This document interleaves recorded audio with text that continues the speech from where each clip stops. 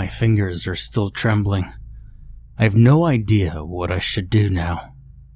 How long has it been? Maybe an hour and a half? All I know is I can't set foot in that apartment again. I'm typing this from the library. I have nowhere else from which to tell this story right now. I've been living in that apartment for 9 years, by myself. There's a lot of stuff in there that I would hate to leave behind, but it may not be my choice anymore. Let me back up for a second. I suffer from chronic sleep apnea. For those who don't know, sleep apnea is a condition in which you stop breathing periodically throughout the night.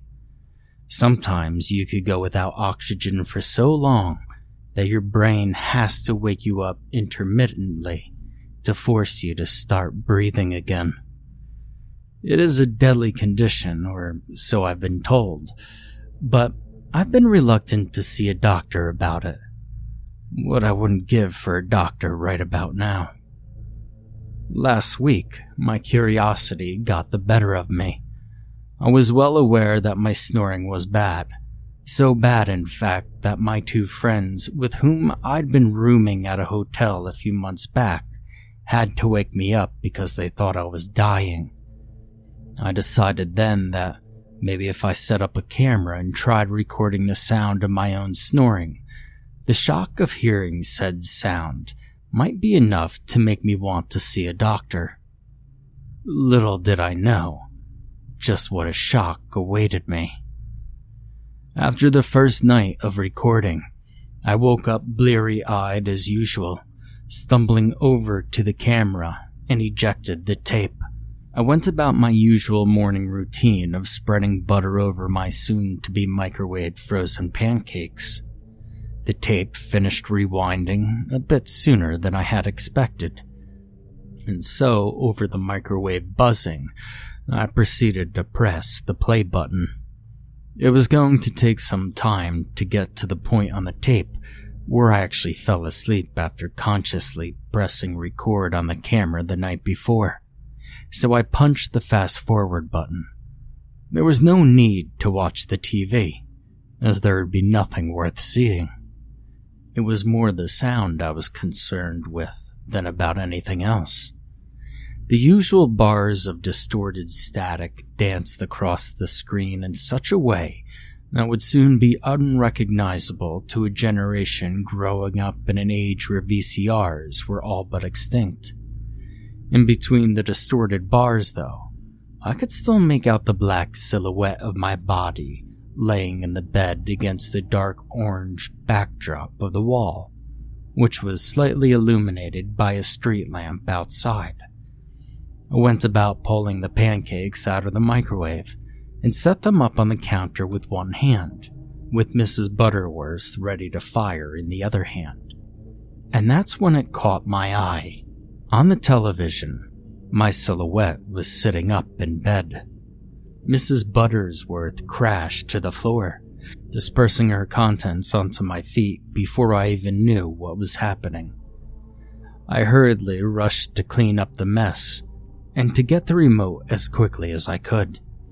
I punched the rewind button back to about a minute before the point at which my silhouette sat up in the bed. I shuddered at the thought of what I was about to hear. I turned the volume up on my television and listened closely, having completely forgotten about my breakfast already. There was the usual sawing of logs, as my mother used to call it, accompanied by a few nasal snorts and what almost sounded like belching. In actuality, the sound was my swollen throat resisting as I gasped for air. That was definitely worse than I had realized, but I was still waiting for that moment. I'm not sure why I flinched when it happened. I knew it was coming, yet still, I had no memory of having done it. I told myself, you don't always remember what you do in your sleep. You're hardly even aware of it. The snoring subsided a little bit, no doubt because I had to have been regaining some slight consciousness. But the true shock had yet to come. the silhouette spoke. "Can you hear me?" The voice was unrecognizable to me. It was a low, gravelly voice that told the tale of cigarettes by the thousands. And I hadn't smoked for 5 years. I could only imagine how bad things would have gotten if I kept on. The silhouette spoke again with more urgency. "Can you hear me?" Was I dreaming? To whom was I speaking? My ability to recollect the events of dreams had fallen by the wayside in recent years. There was little reason to believe this was going to make any sense. "I see you listening. Answer me." I know it doesn't make any sense whatsoever. Surely he wasn't speaking to me, his future self. I had to have been having some kind of delusions in my sleep. That had to be it. There was no other explanation, I thought to myself. "Oh, there's an explanation, all right," he responded, and with that, the sound of the mattress shifting could be heard. He was turning to get out of the bed. I stopped the tape. I didn't record anything for the next 2 weeks, nor did I manage to make time for the doctor. I threw myself into work. I stayed busy. I even managed to make it out to the gym a few times. I watched my eating more closely. I erased the tape. By the 10th or 11th day, I had almost gotten to the point I was making it through an entire day without even so much as thinking about it. By the time 2 weeks had passed, life was pretty much back to normal. Unfortunately, as memories tend to pass, so do the emotions associated with them, and as my fears slowly dissipated, curiosity crept its way back in. I thought maybe the one night had just been an anomaly. Maybe I had just gotten up to go to the bathroom. That's probably what woke me up to begin with. I had concocted all sorts of excuses and theories as to what might have actually happened that night. And so, for the second time, I set up the camera, pressed record, and with surprisingly little trouble, fell into another wondrous sleep. I rose the next morning and was quickly spurred to action, but not by invigoration. It was more so the sight of my camera, which was laying on its side on the floor. The entire tripod was tipped over.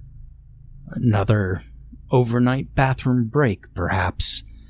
Well, whatever it was, I was anxious to find out. With pancakes in tow, syrup already added, I sat down, a little apprehensive, but content that I had reasonably figured out what had happened last time. I reached the beginning of the tape and started to fast forward through the first few minutes of me actually getting to sleep. The familiar dancing static bars and my silhouette against the dark orange wall scrolled in vertigo like stacked symbols on a slot machine. I heard a bloop on my computer nearby and rolled over to give it a look. It was an instant message from my friend John about an upcoming get-together. I formulated a quick reply and cut the pancake with my fork. Just as I was putting that first piece into my mouth, I glanced over at the television. My face was covering the entire screen, half obscured by the darkness. My eyes were wide open, teeth bared, a look of pure inhuman terror. My hands fidgeted at 100 miles an hour as I struggled to press the play button on the remote. The sound was almost as inhuman as the look on my face, and I couldn't tell whether I was laughing or in excruciating pain. The sound was much like that often heard by zombies in video games or on certain more popular television shows. I could hear every flap of the uvula as my other self growled at the camera. The growls slowly started to turn into words. At first, it sounded like, "Help me." And then it changed to, "I'm coming for you. I'm coming." I was frozen in my seat. I couldn't move. I was petrified, and just then, I heard a loud clunking from the bedroom behind me. Now, at this point, I sprung into action, but I couldn't even tell you now that it was I who was doing what I was doing. I wasn't acting on any logical sense of any kind. It was pure gut instinct. I opened the door to my bedroom just in time to see a completely covered lump in my mattress, about the same size as me. And suddenly, the covers flung wide open, but I could barely only just see it happen as I shut the door and ran past my still growling face on the TV screen, bare feet and all, straight out to my car. All I know is, it's a good thing I keep my keys in the car. Otherwise, I'd be out there running somewhere with no shoes. I'm surprised they haven't thrown me out of this library already. I only have about 10 minutes left on this computer, and about $45 in these pants.